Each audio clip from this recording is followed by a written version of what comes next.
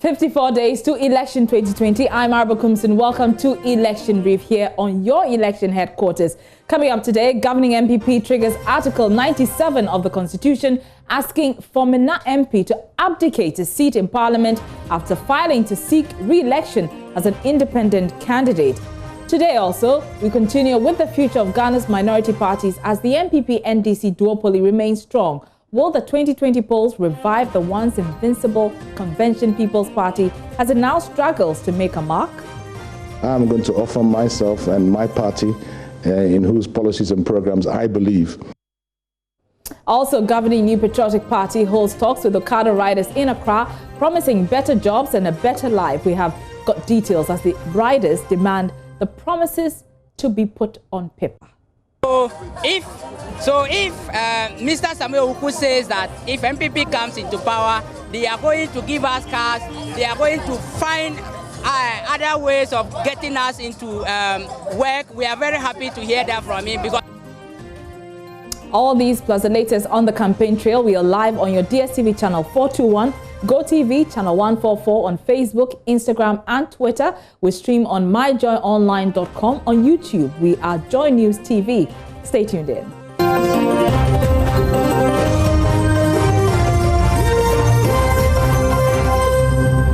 Thanks for staying with us. We begin from Parliament, and the Speaker, Professor Michael Quay, has confirmed there will be no by-election in Infantsiman despite the death of the MP, Echo Hayford. He explains the Constitution is categorical that if an MP vacates his or her seat less than 3 months to the next election, a new one is not to be elected. Let's go over to Parliament now and speak to Joseph Opoku-Gapo, who is in the House for us. Joseph, what has the Speaker and the First Deputy Speaker, Jose Owusu, been saying about this particular issue? We understand it has come up on the floor of Parliament. It did. Some MPs were drawing the Speaker's attention to what they say is misinformation out there within the media space to the effect that there may be a by-election in Infantsiman. And so the minority leader, Haruna Idrisu, as well as the First Deputy Speaker, Jose Owusu, and Professor Michael Quay himself said that they would want to take advantage of that opportunity to explain to Ghanaians what exactly is supposed to happen. And they went on to quote portions of the Constitution and to make the point that when a by-election happens and someone vacates his or her seat just 3 months to the next election, the Constitution is clear that everyone would hold on until the next coming election. And so they would want the public to fully understand that in Infantsiman, because it's just a little over 50 days to the next election, is the MPP that has to go through its processes to elect a candidate to campaign on the ticket of the party as far as going into the 8th Parliament, the next Parliament from 7th January 2021 is concerned. But as far as this Parliament is concerned, there won't be a replacement. All right, many thanks, Joseph Opoku-Gapo, with that update from Parliament. He will stay on the line for us, but still on the MPP. The party is asking the Member of Parliament for Fomena constituency, Andrew Amankwa Esiama, to with immediate effect abdicate his seat in Parliament.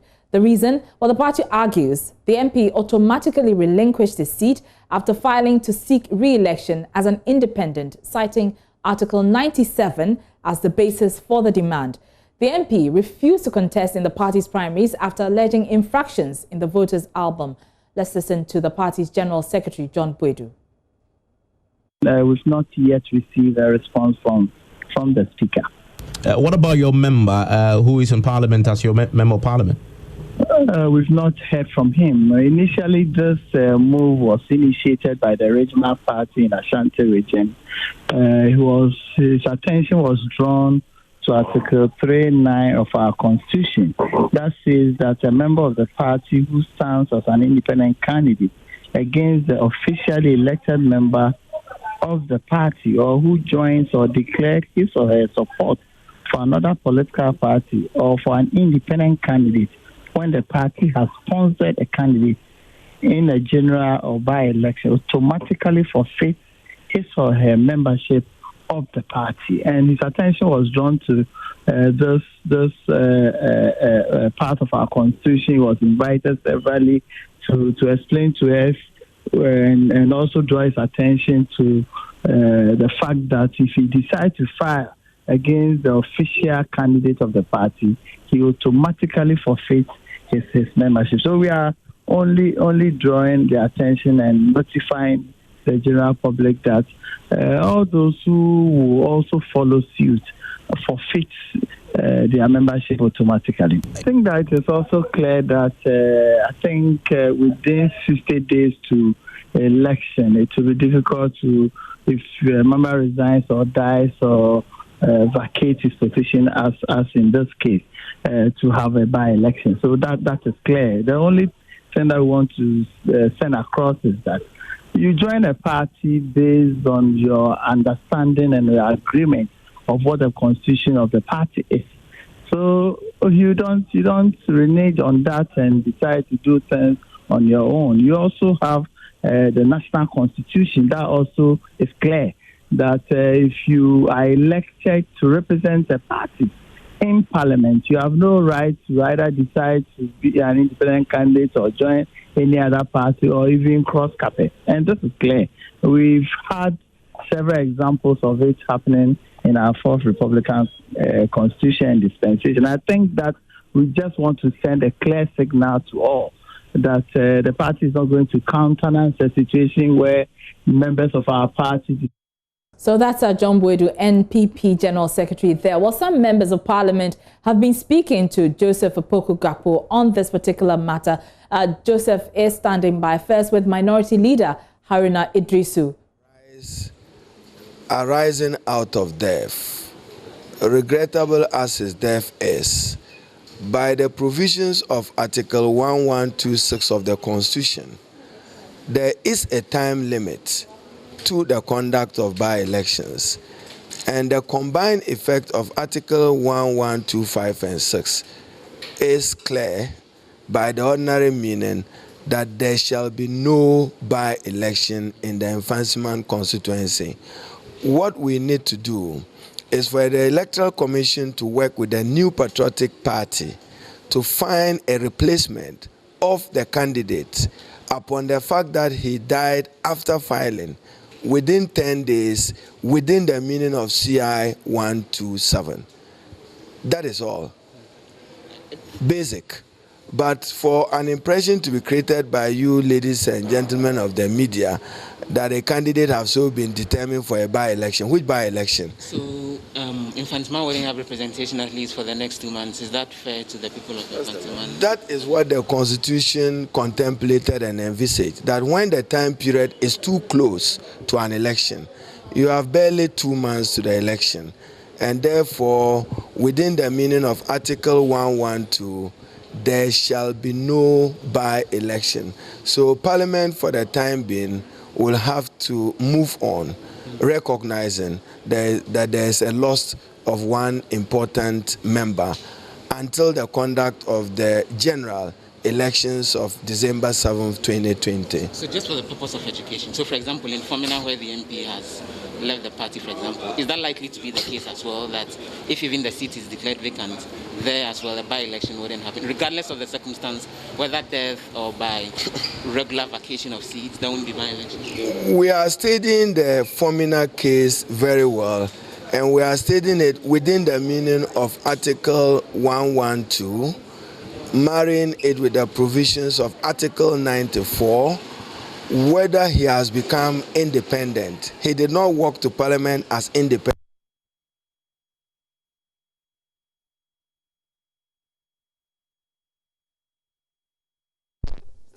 What his status will be within Parliament is a matter that we are studying very carefully with our constitutional law advisors. It's categorical that once you leave the party that brought you, then automatically the seat has to be vacated. In this matter, did he leave or he was sacked?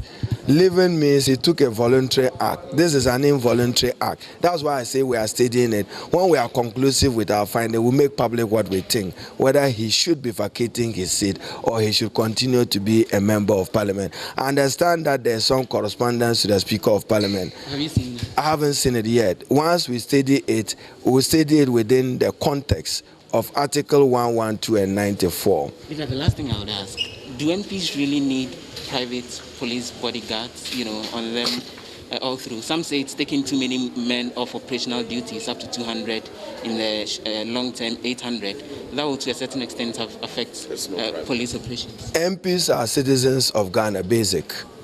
Like any other citizen of Ghana, they deserve the protection of their personal safety and security.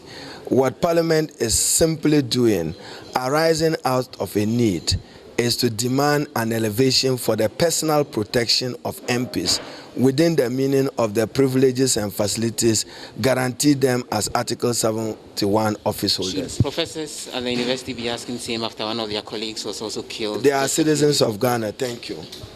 So you heard my colleague Joseph Opoku-Gapo, our parliamentary correspondent, speaking to Minority Leader Haruna Idrisu on a myriad of issues, including, government's decision to deploy 200+ men for the protection of MPs, as well as the issues surrounding the Fomena MP, who has decided to go independent. The MPP has written to the Speaker informing him of their decision to expel him from the party, as well, of course, as the Infantiman issue. He says the leadership of Parliament is studying the Fomena issue. But let's stay on the Fomena issue because Dr. Rashid Draman is Executive Director of the African Center for Parliamentary Affairs, ACEPA. He joins us on Zoom from Burkina Faso. Doc, thank you very much. A lot of thoughts on this particular development. What are your own thoughts on this issue concerning this MPP MP who's decided to go independent? Well, thank you very much for having me.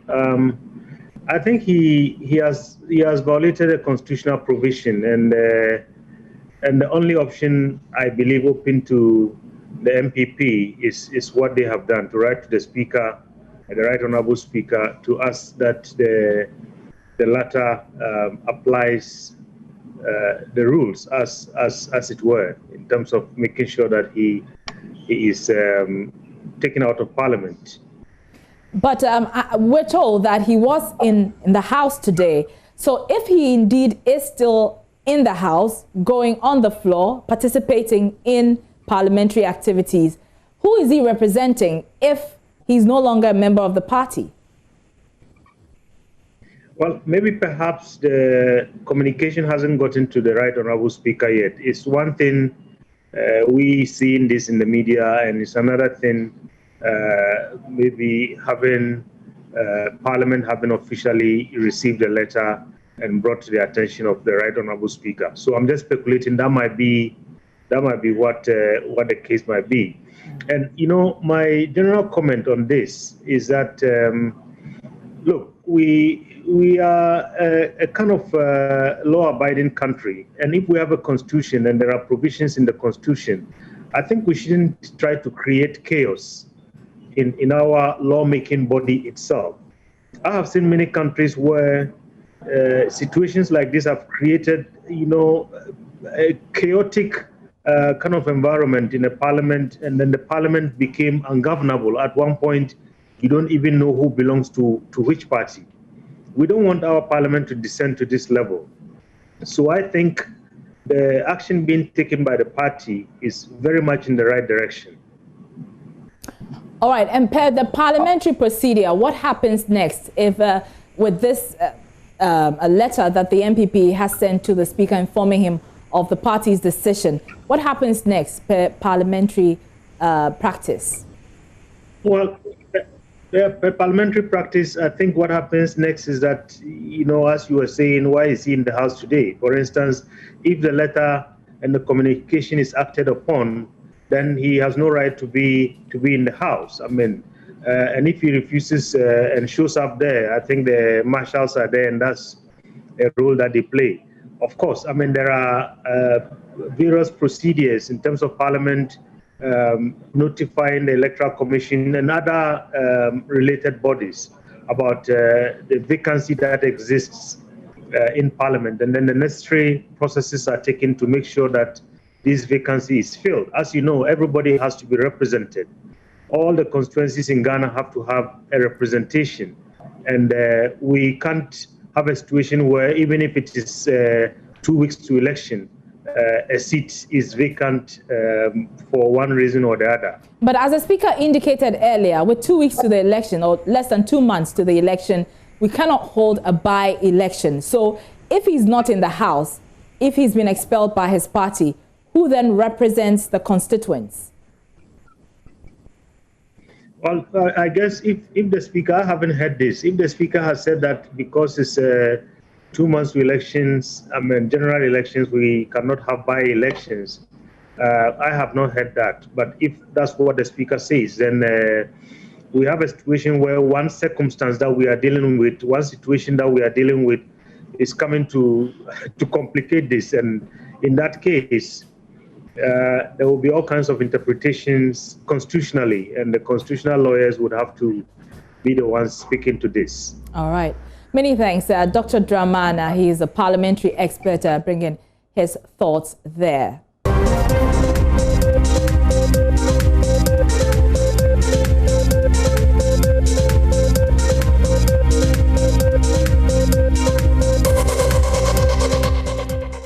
You're welcome back to the show. Now, earlier we told you Speaker Professor Michael Quay has confirmed there will be no by-election in Infantsiman constituency, despite the death of the MP, Eko Hayford.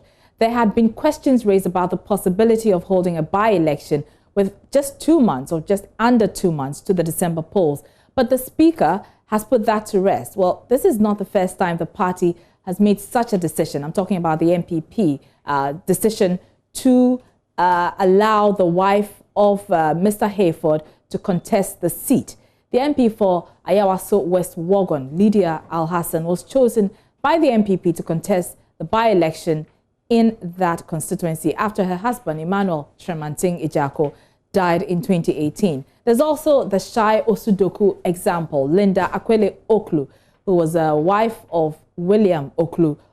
She officially declared her intention to contest the seat a week after her husband's burial. Now, her husband, William Oklu, was MP for the area, and he was seeking re-election in the 2016 elections, and he died in an accident at Atredia, close to Joso, on the Kumasi to Accra Road in March 2016. Here's a News Desk report. This will be the third time a wife of a deceased member of parliament will seek to replace her late husband in the parliamentary election. In March 2016, NDC parliamentary candidate for the Shai Osudoku constituency, William Oklu, died in a car crash few months after he had defeated the then incumbent NDC MP. The NDC opened another primaries to replace the deceased candidate, where his widow, Mrs. Linda Akwele Oklu, emerged victorious after defeating the then executive director of the National Service Scheme, Dr. Michael Pesa-White. Mrs. Oklu, a professional teacher, explained that her reason to contest was as a result of her ambition to fulfill the aspirations of her late husband. Mrs. Oklu went on to win the December 2016 parliamentary election. She is currently seeking a second term. Fast forward in November 2018, Emmanuel Tremanting Ijako, the NPP MP for the Ayawaso West Wogon constituency, also in the Greater Accra region, died in the US while seeking medical attention. His wife, Mrs. Lydia Al-Hassan, contested the seat in the famous Ayawaso West Wogon by-election of 2019, where she emerged victorious. Her swearing-in was characterized by protest from NDC MPs who held placards labeling her as Bloody Widow. And now to the latest.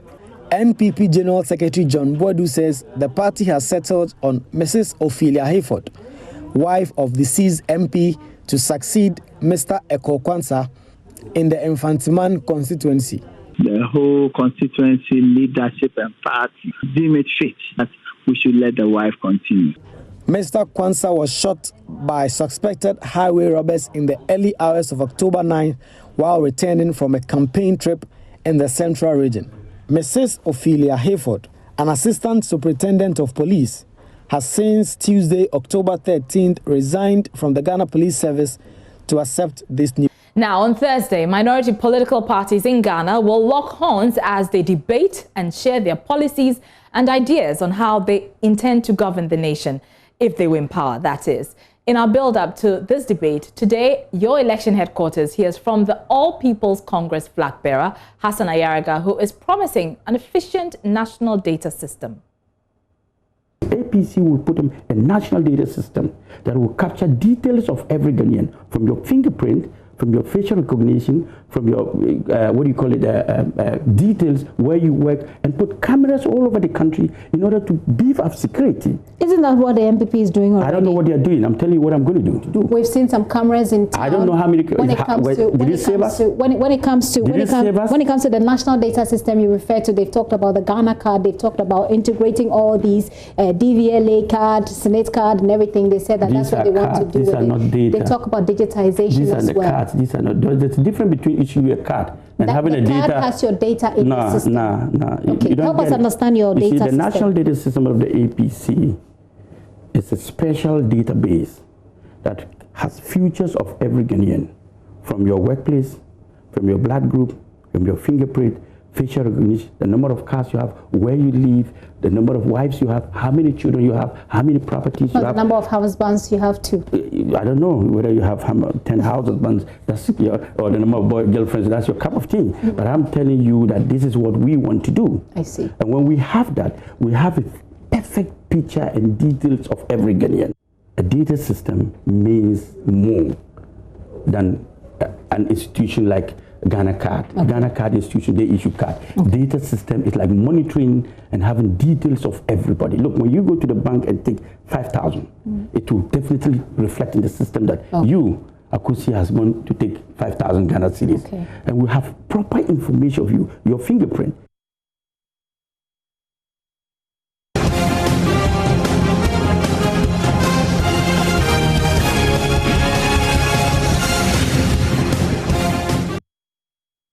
So, 5 presidential aspirants, one stage in a fierce exchange of ideas on Thursday, that's just tomorrow, on your election headquarters. This is in partnership with Imani Ghana, and we're bringing you the minority parties debate from the UPSA auditorium at 8 p.m. Head of our political desk, Evans Mensah, will be hosting the debate with Emefa Apau. Evans is here with me to give us more details on this upcoming debate. So, Evans, what was the criteria for selecting these 5 parties? So these, to qualify to be on the debate, you must have been visible. You must have policy proposals that you put out there in terms of the political party.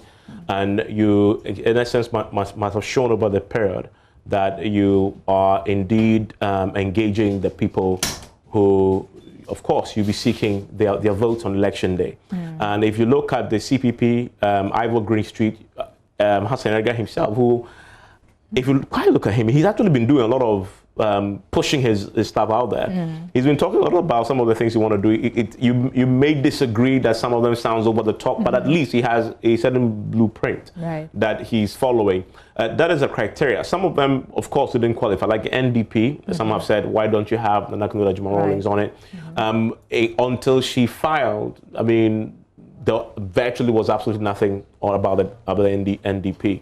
And so she didn't qualify. And so we have the 5 who we're going to have tomorrow in the conversation at the debate. And we expect this to be lively. The last time we did this was the independent candidates debate, where we had the independent candidates on the stage. Feedback was it wasn't lively enough, as in the people were not exchanging and, sort of taking on each other's policy. The reason for that was that the independent candidates had formed an association. Okay. And the intention then was to, out of the association, get one person to be the presidential candidate and then the second to be the running mate. And so they were sort of having a collaborative conversation. The the minority political parties are not the same. And they have put, diverging policies out there that will be interrogating. And so we expect this to be fireworks. I mean, if you have a Hassan Ayaraga, you have IVOR GREENSTREET, you have Madame Jubenuku, a first female to be on that stage. We expect this to be pretty lively and expect some fireworks also. Let's talk about the conduct of the debate proper, because the last debate, the independent candidates debate, one of the concerns that came up was that the candidates were not allowed enough time to answer the questions which were put to them. Is that going to change going forward? Well, the thing about debates is that you don't have forever. You don't have infinite time. Time has been limited. And the thought behind that was, if you want to be a president, you must be able to articulate what you stand for in a minute or two. So that is not going to change. I mean, people have to get used to making your point succinctly within a particular time frame. We'll time you. I mean, we are used to, as a country, people talking on and repeating themselves. What we actually find in what you find in the actual debate, the first debate, even if people said the time was short, you still had candidates repeating points when they had finished because they felt they had to repeat it. We want to limit that and give more time. Listen to the presidential debates in the US. Yeah. Same, it's strict. If you have 2 minutes to make your point, 2 minutes is done, it's finished, you move on, and you'll be stopped. I mean, we need to get to that point where politicians and whoever speaks publicly respects the time and speaks within it. You'd agree that even with the U.S. candidates, they don't even respect the time. Joe Biden and Donald Trump were overstepping the time. Donald Trump did not care. I mean, but he, of course, and he's an outlier definitely as a president. I mean, but that is the thing. I don't think for this year in the U.S. they are giving us any example to follow. I mean, Trump certainly hasn't given an example to follow, but previously the times are allotted and you stick to it, and when it's time, it's time. Right. And so we're still going to expect and they know they've signed up to the protocols for the debate, and they're going to be adhering to it. All right. What about audience participation? Is it open to the public or it's by invitation? And how can the audience interact, if at all? So the difference between what we are doing tomorrow and the last one is this time we are having a significant audience participation, both from the auditorium and from social media.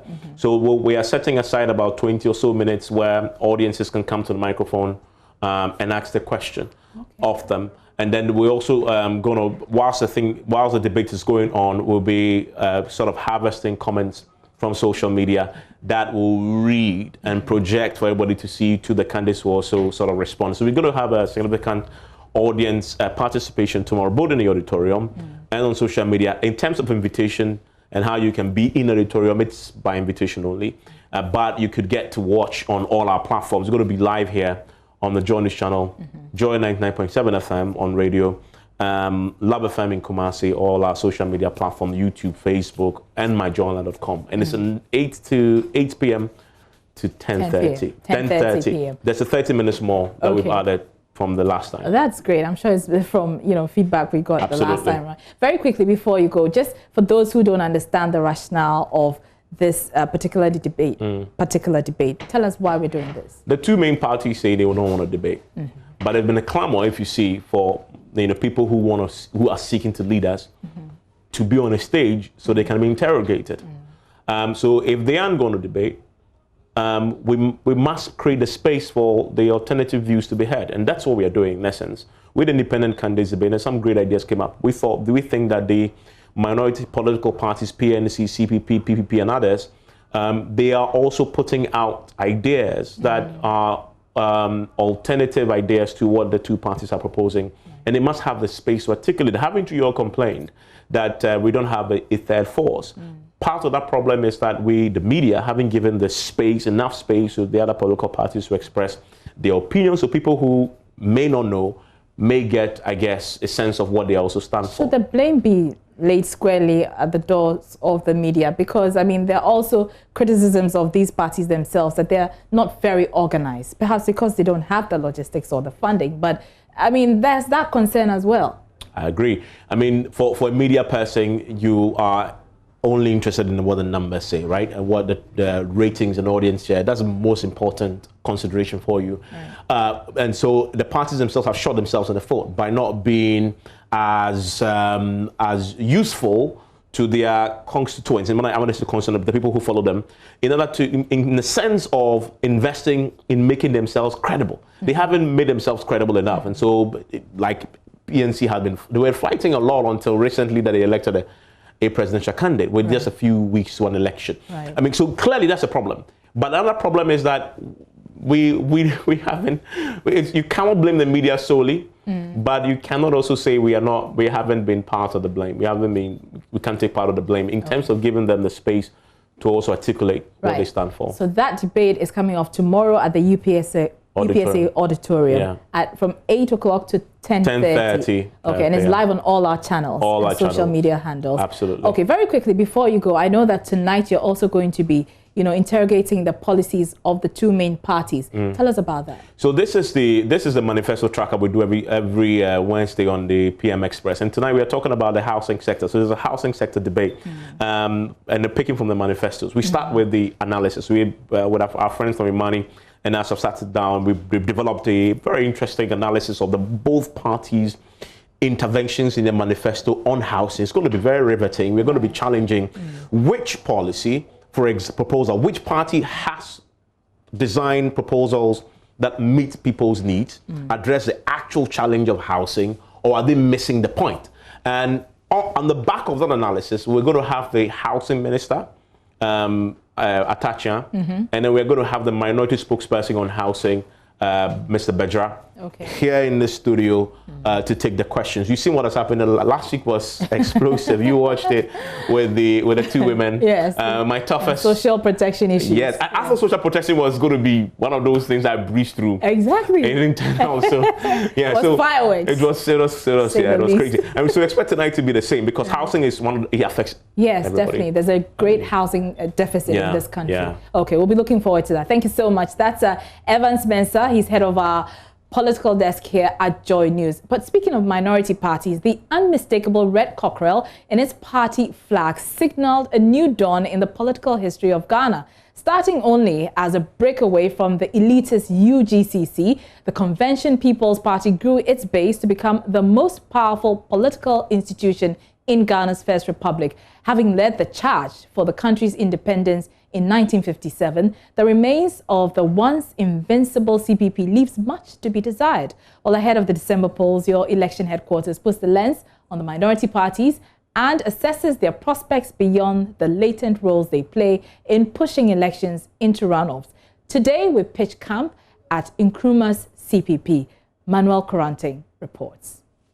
Founded and led by Dr. Kwame Nkrumah on June 12, 1949, the Convention People's Party was made up of other radical activists like Kojo Botio and K. Egbedema, who broke away from J.B. Dankwa's UGCC with the sole aim of immediately capturing independence from the British colonial power. Kwame Nkrumah will be arrested and jailed in 1950 after instigating a series of protests against the colonial authority under his Positive Action campaign. This was, however, not enough to curtail the support the CPP had gathered across the country before the 1951 elections. At Accra, a huge crowd cheers as Kwame Nkrumah leaves James Fort Prison freed by the governor as an act of grace on the eve of the inauguration of the new constitution. In the recent elections, the communist-inspired Convention People's Party secured 34 out of 38 seats. The party's policy is self-government now. Already they demand all 8 seats open to Africans in the cabinet. They are prepared to accept office only to further their own aims. By 1956, the CPP had asserted its dominance in the Gold Coast, capturing 71 out of 104 parliamentary seats. The party's goal of immediate self-government was achieved in 1957 with Nkrumah as Prime Minister of newly independent Ghana. At long last, the battle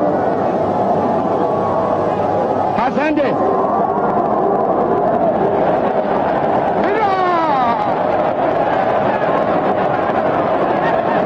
And thus, Ghana, your beloved country, is free forever. Even though the ensuing years after independence will see Kwame Nkrumah and his CPP invest heavily in infrastructure, the party was losing its base due to alleged tyrannical and despotic actions by its leader. By 1964, Ghana was a one-party state and Nkrumah a president for life. This political analysts say was the beginning of the end of CPP.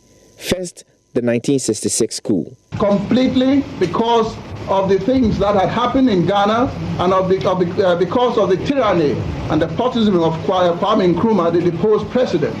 Everybody in Ghana was fed up with it. And therefore you could see this spontaneous result which followed the coup. Thereafter, the party will remain banned until two Nkrumah's parties, the National Convention Party and People's Convention Party, merged to re-establish it ahead of the 2000 elections. Since then, the party has featured in 4 elections, changing flag bearers after each one, except IVOR GREENSTREET, who will run for the second time in 2020. But I believe that His Excellency Nana Addo Dankwa Akufo-Addo tried in 2008, failed, tried in 2012, failed, and it was in 2016 that he was able to succeed, third time lucky. And I believe that Professor John Evans Atta Mills, may he rest in peace, also tried a number of occasions. I don't think Ghanaians are ready to just accept you on the first go. They want to listen to you, they want to hear you, they want to follow you, they want to understand you, and they want to develop a degree of confidence in you. So once again, I'm going to offer myself and my party, in whose policies and programs I believe, to the people of Ghana. Indeed, the CPP is currently a pale shadow of its old self, losing its only Jomaro seat in 2012 and managing just 25,552 votes, representing 0.24% of total valid votes cast in the 2016 election. But will the 2020 polls be when it corrects the irony in its motto, forward ever, backward never? For Joy News, Manuel Cranting. You're still here on Election Brief. We're taking a short break, but still ahead on the program. Governing New Patriotic Party holds talks with OKADA riders in Accra, promising better jobs and a better life. We have got details as the riders demand the promises to be put on paper. Motor carelessness, it will be West. Okay. At the same time, if OKADA legalize, chiefs, armed robbers will disturb a lot.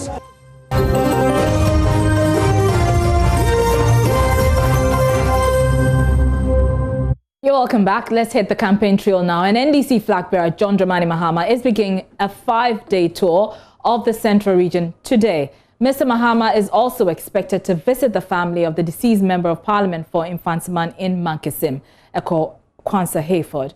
And he's also expected to address chiefs and people in many constituencies across the region, as well as meet with religious leaders. He will focus on job creation, his plan to roll out free primary health care up to the level of district hospitals, as well as plans to provide opportunities and employable skills for the youth through the state-sponsored National Apprenticeship Program and the free technical and vocational education and training.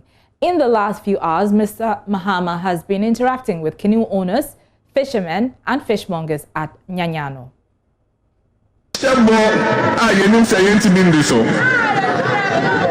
Enti minim say nyame be adom abato ayebetu nyame adom ti NDC be din kunim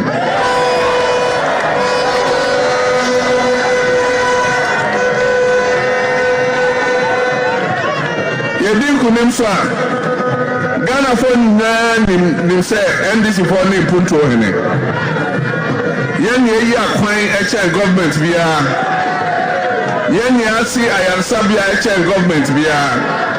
You see schools chair government bia. You two so chair government bia. You check and near chair government bia Ghana. And to move for number one priority. You buy a best say kwano. Ezu me who say about to banti. You the infidelity base kwano. Sakawa send e be ya ombe sakawa ma to abama omo. Ezu ekwano da ho efie nani manye ho hwe bosom ye no aka afeni amode mfide abeto so se mo ye kwan no baby yaba system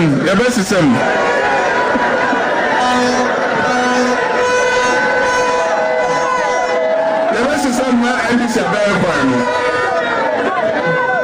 Ezu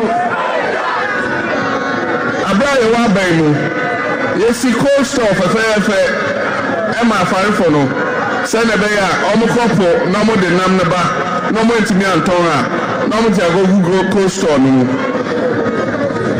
efie nani ya di cold store no be si ho eno ano no aka rem enti eno na anti sherry kai on na no ye minister of fisheries yeba yebe bie cold store no na yes the year na afarifo no etime nya ho fa so ni awo kan no waf asem no eno de ade ayebe enti eno so mamako entomo yem enso se o hwe NDC manifesto no one. Your friend the People's Manifesto. But Taya is see a miso kese. And they say Benya Ejuma ama Bruno. And they say and train you say I could have a PF free schooler. Omunye Ejuma nye. No ma betlefie. Na awofo na ordinary school no. Ono na or share sabo free. And the school never saw anything. Enti nyame adom nearby. But I see any song and it's Yebenya and Juma Ama Yamabuno. Now, the Zongo chief of Gumwanyanyano, Sarki Awudu Isaka, extolled the integrity and vision of John Mahama during the courtesy call on tribal chiefs at the start of his 5-day tour. Free senior high school. Ebi monenam. Ekasa me John Mahama me se me ba metwam. Me pese me jina nyanya no ha enne. Na ka che mo se samotis obia kasa ka che nipa nse o twa ntro papa. Ezu nyame ka se metwam. Any double track, make sure I think the president, maybe double track,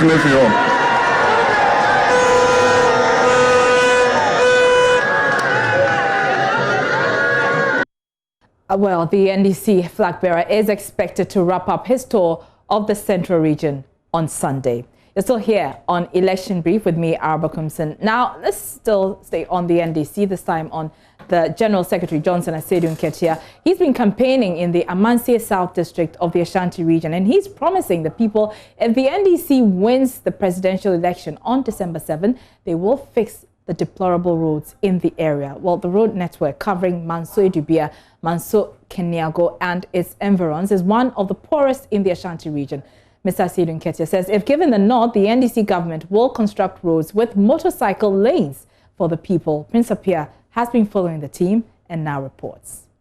The terrible nature of the roads here in the Manso Edubia constituency has been the major concern and worry for the people here in Keniago, Asamai and Edubia itself and its environs.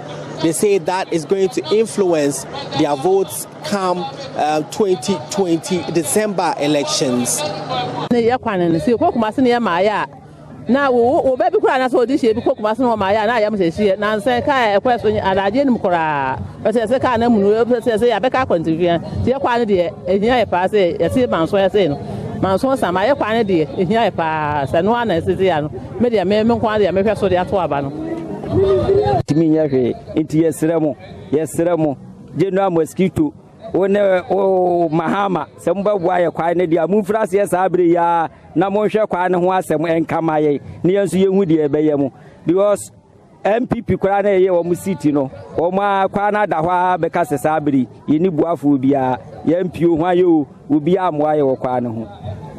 Oh, Rupam, Mama Bema Tintin Gramo, Ramani Mahama, one in Jane, I'm a teacher to stay my hand. No, Rupam, Yabra. One, oh Baba, a good father who best and Tibu, one feeder, who best sleep at JTM. Oh, Baba, we have a Fiona, we have a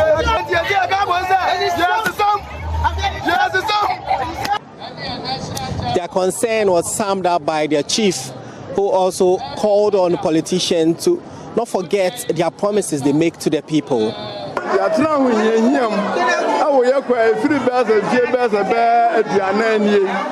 Yakwa say, I been be about no be Yama, dear, and he was says, yeah, I'm up here now, so some of Barbers, more Barbers like campaign near Draban from Mamma.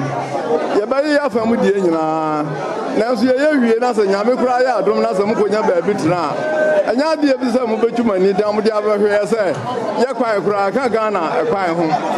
Yahoo baby, and Tim Masram say, so Yamia Drumwa, a quantity dear.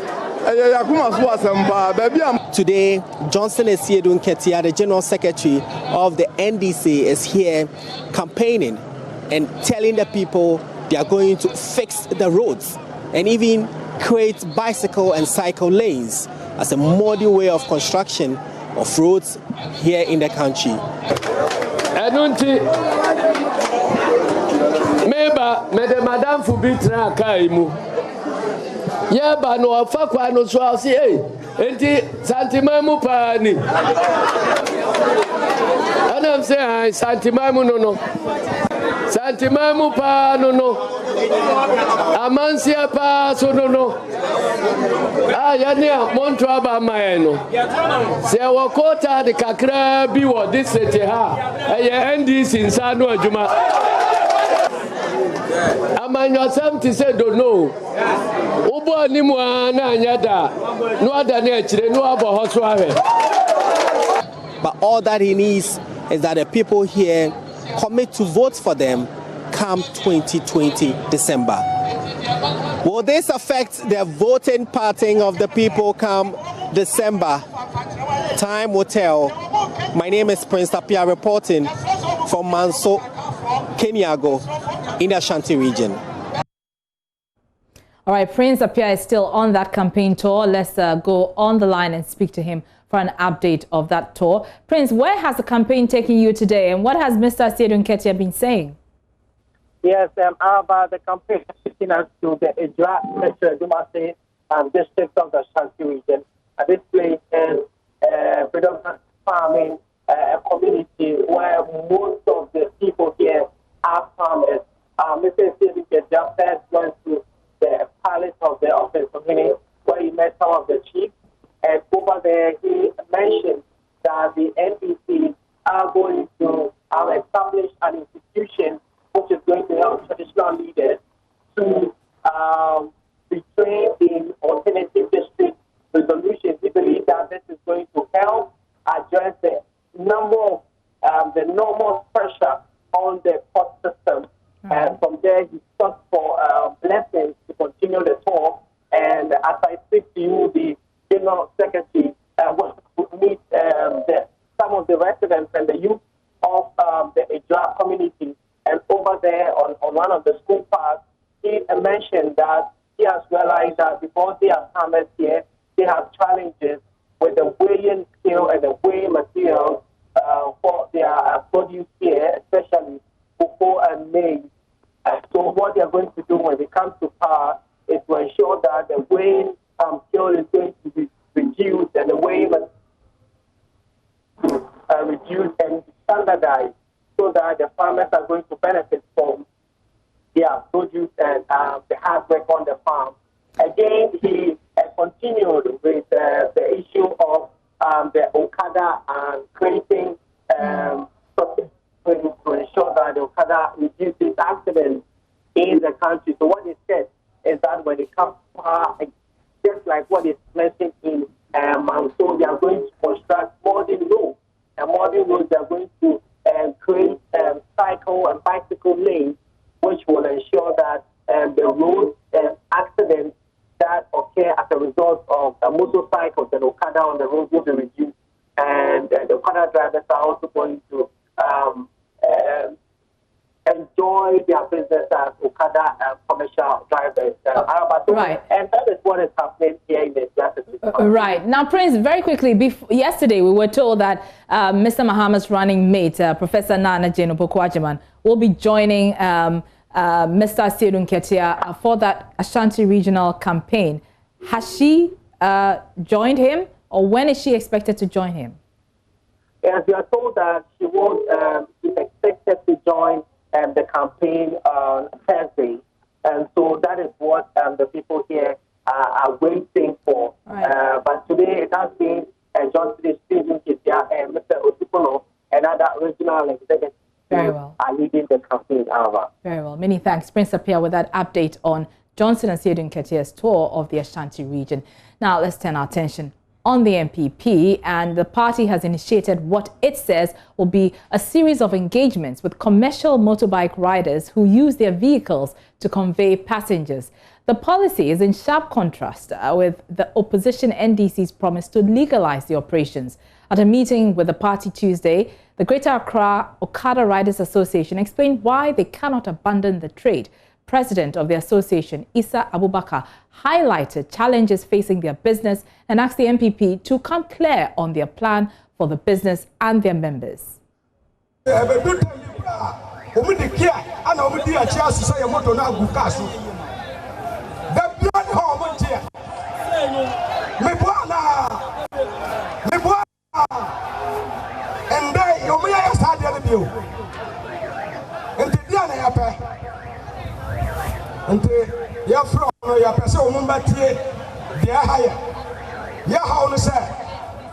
OKADA no adwuma na ni ho a ye OKADA adwuma wa ye wa OKADA na adwuma wa ye OKADA na ente ya from say omo betie yesu a yesu amom no ade ba kwa ha ya so insurance no ye esi ye dai bu insurance no mu fi ye wu insurance no akoba mai ente ya pese ya kachi insurance for no so abai wa dia ha ya pa police to pay insurance. Oh, yet the law article never will. Was who needs last who needs insurance? And so, my person say police for no and I buy no insurance there to Umusumayana. Oh, control insurance now. Oh, no fellow no more. Oh, my yard, the dead. Oh, control insurance in the yard. Oh, motor crash, I'll move you.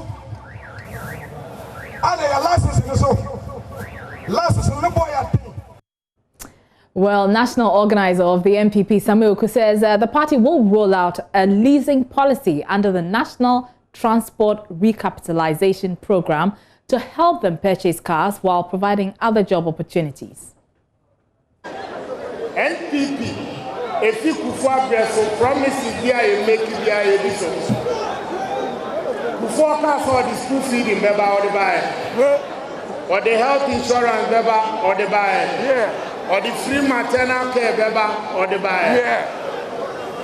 NBC buy, Professor Amil said, John Mahama. I'm saying one-time health premium. Where does but say you almost say you almost now promise that NPP make it say no whoop. I sit in a woman and see making sure that I am. The NPP is promising the National Transport Recapitalization Policy. As you try and say, from 2021, NPP the leasing policy, and then OKADA, an alternative, send a work and pay. And now so bet in your car, then at least watch out so no dear, no aqua, now yeah, Naka, Cassica bounce, no Baba Yodia. Yeah, did he say? Yeah, no, now one district, one factory, bed doors. Now you're planting for food and jobs in the bedroom revenue. A bed is so bet in your Nubia, or Becca's OKADA man lawyer. And then this is not going to be a one-off program, but the best started to visit the OKADA basis now. Senabeya, Eduma Badawa near PMB near Domashim, Eduma Badaha near PMB near the Biashim, Sanamunia, Doduana, Remu, Emu planting for food and job. Emunapo, any near Kika can be brain. San will be away and NPP are buying, the back wire, no beer some site near Konama. Well, there have been mixed reactions to the MPP's message. We've been engaging some of the OKADA riders who were at that event. Listen to what they had to say.